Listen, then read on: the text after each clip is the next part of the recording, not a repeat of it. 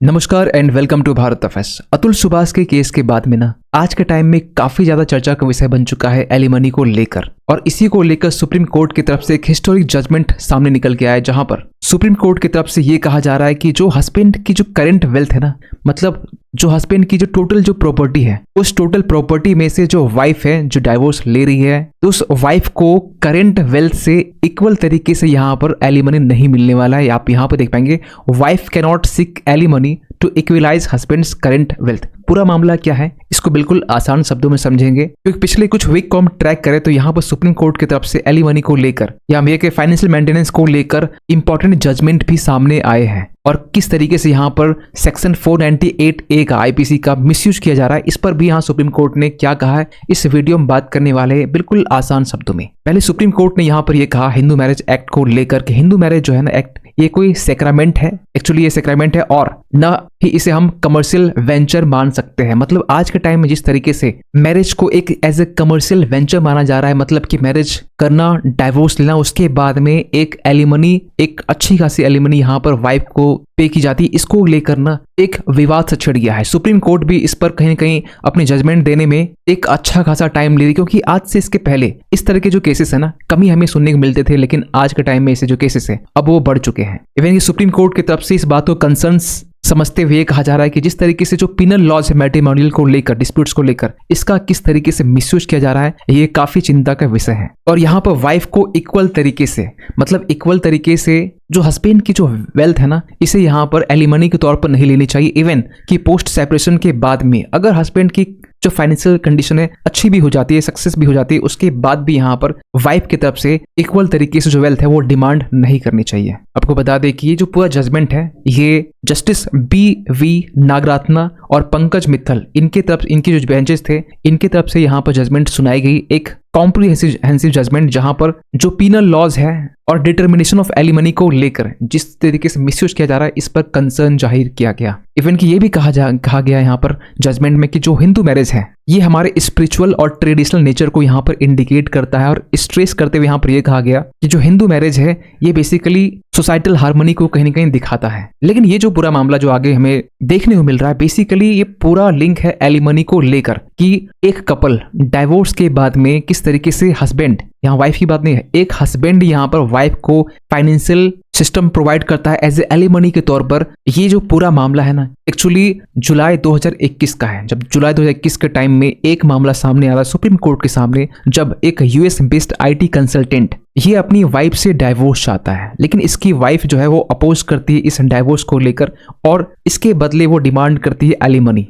मतलब financial support या system कह सकते हैं। और इनकी तरफ से, वाइफ की तरफ से डिमांड किया गया एक US बेस्ड IT कंसल्टेंट के सामने 500 करोड़ की, और इसका बेसिकली जो तर्क दिया गया ना कि हम 500 करोड़ इसलिए मांग रहे हैं, मतलब वाइफ का ये कहना है क्योंकि इसके पहले जो हस्बैंड की जो शादी हुई थी, इसके पहले यानी फर्स्ट जो वाइफ थी, उसके भी डाइवोर्स के टाइम में ये 500 करोड़ उन्हें दिया गया था। और क्योंकि हस्बैंड के पास में जो टोटल जो प्रॉपर्टी है वो 5000 करोड़ की है, तो उसमें 500 करोड़ मिलना कोई बड़ी बात नहीं है। लेकिन सुप्रीम कोर्ट ने यहाँ पर पूरे मामले को 12 करोड़ में फाइनली जाकर सेटल किया, और ये कहा गया कि जो वाइफ है 498 आईपीसी का जो मिसयूज है वो न कर पाए, इसके लिए यहाँ पर जो सेटलमेंट है वो इक्वल तरीके से ना हो, क्योंकि यहाँ पर ये कहा गया कि वाइफ ने ये कहा कि हस्बैंड की जो टोटल वेल्थ है वो 5000 करोड़ की है, तो इसके हिसाब से 2500 करोड़ वाइफ को मिलनी चाहिए। लेकिन सुप्रीम कोर्ट ने यहाँ पे एक हिस्टोरिक जजमेंट देते हुए उस टाइम में ये कहा था कि वाइफ को यहाँ पर 12 करोड़ मिलने वाला है, जिस तरीके से हमें कुछ फैक्टर को देखकर ये हमने डिटरमाइन किए। वो फैक्टर क्या है, वैसे 8 फैक्टर सुप्रीम कोर्ट ने बताए, वो 8 फैक्टर लास्ट के स्लाइड में हम बात करेंगे।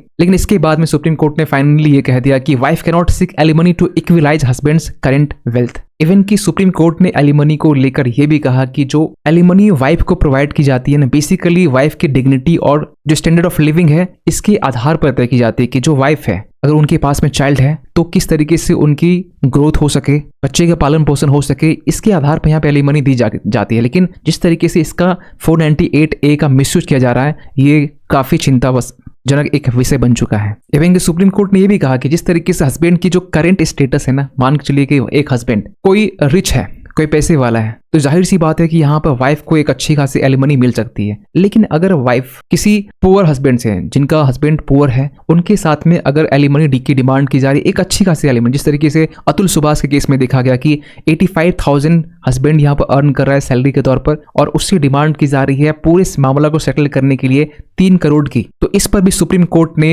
ये कहा कि ऐसी सिचुएशन भी नहीं आनी चाहिए। हाँ, अगर इसमें ये होता है कि हस्बैंड की जो सिचुएशन है, अगर आगे आने वाले टाइम में, फ्यूचर में, पोस्ट सेपरेशन के बाद में कंडीशन सही होती है, तो वाइफ अपनी तरफ से डिमांड रख सकती है, अगर कंडीशन सही होती है तो। इवन कि इस बात पर भी यहाँ पर फोकस किया गया कि अगर ओवर द टाइम इन्फ्लेशन बढ़ता है, अगर इलनेस की कंडीशन आती है या अदर कोई सर्कमस्टांसेस जैसी सिचुएशन खड़ी होती है, तो यहाँ पर जो मेंटेनेंस अकाउंट है ये रिवाइज्ड भी किया जा सकता है। लेकिन फाइनली इस पर भी आगे सुप्रीम कोर्ट ने यह कहा कि alimony should not become tools of extortions. हम इसे एक्सटॉर्शंस के तौर पर इसे यूज नहीं कर सकते हैं। ये हर एक वुमेन को, एक कपल को कहा गया जो डाइवोर्स वुमेन है। सुप्रीम कोर्ट ने इस बात पर भी यहाँ पर मोहर लगाई कि किस तरीके से यहाँ पर आर्टिकल 498 का मिसयूज किया जा रहा है। जिस तरीके से आज के टाइम में जो लॉज का मिसयूज किया जा रहा है कि यहाँ पर ये देखा जाता है कि किस तरीके से वाइफ की तरफ से हस्बैंड और उनके फैमिली के ऊपर में क्रूल्टीज, रेप, सोडोमी, क्रिमिनल इंटिमिडेशन के चार्जेस लगाए जाते हैं, जिससे हमारे जो लीगल लॉज है ना, इसका काफी ज्यादा मिसयूज किया जा रहा है। और ये आज के टाइम में एक रूटीन प्रैक्टिस बन चुका है मैट्रिमोनियल डिस्प्यूट्स के लिए। और अगर वाइफ हस्बैंड के अगेंस्ट में एक क्रिमिनल कंप्लेंट जो है वो दर्ज करता है, तो कहीं ना कहीं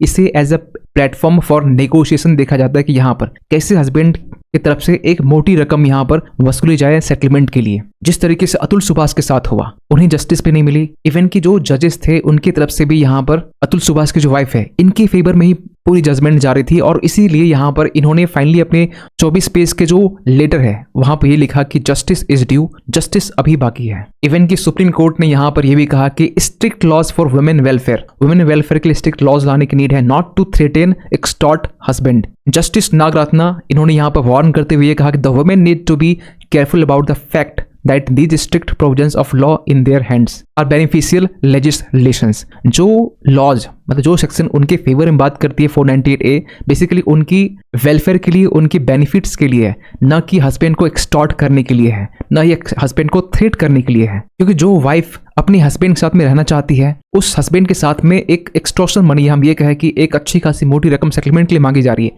तो ये अपने आप में एक वाइफ की एक कॉन्ट्राडिक्टरी पोजीशन है कि उसे हस्बैंड के साथ भी रहना है और हस्बैंड से एक मोटी रकम भी चाहिए। मतलब ये कुछ इस तरीके से है कि एक वाइफ हस्बैंड के अगेंस्ट में एक लुकआउट जो सर्कुलर होती है वो इशू करने जैसा ये दिखाई देता है। और फाइनली यहाँ सुप्रीम कोर्ट ने ये भी कहा कि आज के टाइम में जिस तरीके से जो रिलेशंस है, एक इरेपेरेबल जो डैमेज उसमें देखा जा रहा है, कहीं ना कहीं जो रिलेशनशिप है इतनी डिटेरियोरेट हो चुकी है, इतनी बिगड़ चुकी है कि लोग ये भी नहीं सोचते कि जो जिनके साथ में एक रिलेशन था, जो एक रिश्ता था हस्बैंड वाइफ का, उन्हीं के साथ में यहाँ पर एक क्रिमिनल चार्जेस यहाँ पर उसके ऊपर अप्लाई किए जाते हैं, लगाए जाते हैं, या फिर एक एक्सटॉर्शन मनी के तौर पर यहाँ पर मोटी अच्छी खासी जो रकम है वो ली जाती है। फाइनली आपको बता दें कि सुप्रीम कोर्ट ने यहाँ पर एलिमनी के अमाउंट को खासकर डिसाइड करने के लिए कुछ 8 फैक्टर्स यहाँ पर रखे थे कि इस 8 फैक्टर यानी 8 फैक्टर्स के आधार पर यहाँ पर कोर्ट डिसाइड करे कि एलिमनी की जो अमाउंट है वो क्या होनी चाहिए। फॉर एग्जाम्पल कि हस्बैंड वाइफ की जो सोशल एंड इकोनॉमिक जो स्टेटस है और वो क्या है, इसके आधार पर एलिमनी यहाँ पर डिसाइड होनी चाहिए। इसके बाद में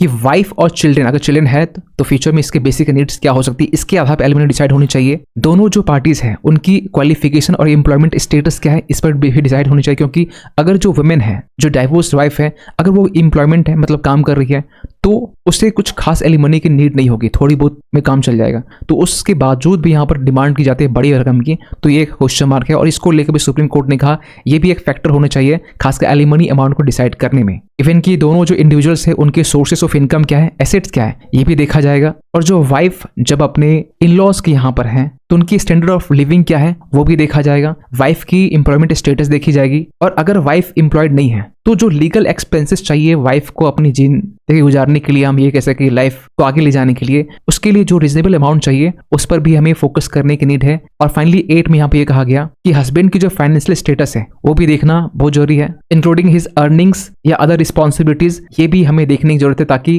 किस तरीके से मेंटेनेंस अलाउंस में इम्पैक्ट ये पड़ रहा है, ये भी मैटर करता है। सो फाइनली आपसे पूछना चाहूंगा एक सवाल खासकर हिंदू मैरिज एक्ट को लेकर। क्या हिंदू मैरिज एक्ट में एलिमनी को लेकर एक बहुत बड़ा संशोधन या अमेंडमेंट की जरूरत है, जहां पर IPC 498A जो सेक्शन है इसका मिसयूज ना हो सके, और जो सुप्रीम कोर्ट ने जो 8 पॉइंट यहाँ बताए हैं जिसके आधार पर एलिमनी अमाउंट डिसाइड करनी चाहिए। इसके अलावा भी यहाँ पर क्या हिंदू मैरिज एक्ट में एलिमनी को लेकर क्या कुछ इंप्रूवमेंट हो सकते हैं, अपने जवाब जरूर दीजिएगा कि आप क्या सोचते हैं पूरी इस अपडेट को लेकर। और फाइनली आपसे पूछना चाहूंगे एक सवाल कि travel and tourism development index में 2024 के बाद का लेटेस्ट, इसमें इंडिया की रैंक फिलहाल अभी क्या है? आपके सामने ऑप्शन है 37, 38, 39 या फिर 42। सही आंसर कीजिए कमेंट सेक्शन पे। मिलते किसी अगले वीडियो में, तब तक के लिए थैंक यू सो मच।